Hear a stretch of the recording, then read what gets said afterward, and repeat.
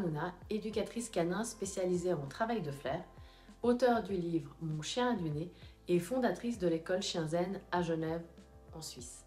Ce mois-ci, je vais te proposer un nouveau challenge et on parlera d'encombrement. Avant d'entrer dans le vif du sujet, n'oublie pas de t'abonner à ma chaîne pour ne pas rater les vidéos que je propose en activant la cloche pour recevoir une alerte quand elle sera publiée. Je te remercie également de liker cette vidéo.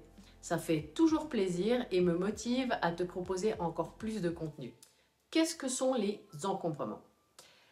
Alors, on peut le voir de différentes façons.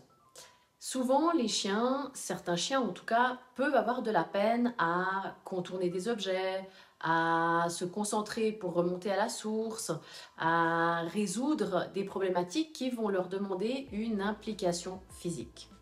Les entraînements autour des encombrements vont permettre à ton chien de mieux appréhender certains environnements. Ainsi, au fil de sa progression, il va être de plus en plus à même à résoudre certaines problématiques. Au niveau des encombrements, on va aménager certaines zones de recherche de sorte que le chien trouve par exemple des piles de carton, des piles d'objets, des objets peut-être un petit peu instables et il va devoir trouver une solution pour se frayer un chemin à travers tous ces objets qui seront un petit peu encombrés. Au départ, je te conseille de commencer avec assez peu d'objets. Tu peux faire par exemple une pile de carton et les mettre de manière assez stable. Et puis, au fil des entraînements, tu pourras rajouter d'autres objets. Moi, je te montrerai un exemple avec un de mes chiens. Et c'est à toi, au gré de tes envies et puis aussi au gré de ton inventivité, de trouver de plus en plus de choses à rajouter.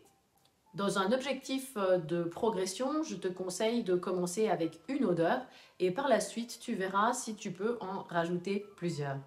N'oublie pas, plus ta zone de recherche va être grande et peut-être encombrée, plus la tâche va être compliquée pour ton chien. Donc fais bien attention à respecter un plan de progression précis en commençant petit et en augmentant la difficulté au fur et à mesure.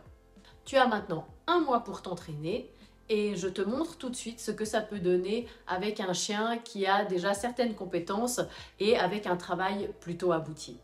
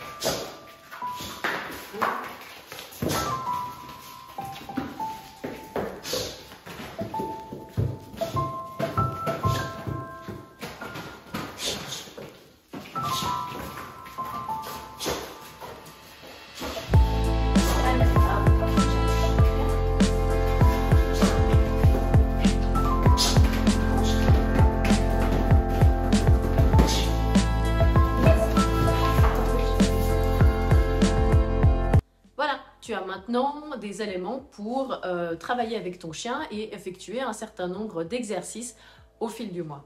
N'hésite pas à me laisser un commentaire pour m'expliquer comment ça se passe avec ton chien si tu rencontres certaines problématiques et je me ferai un plaisir d'y répondre. Si tu penses que certaines personnes pourraient être intéressées par ces challenges mensuels, n'hésite pas à partager la vidéo sur les réseaux sociaux ou à en parler autour de toi.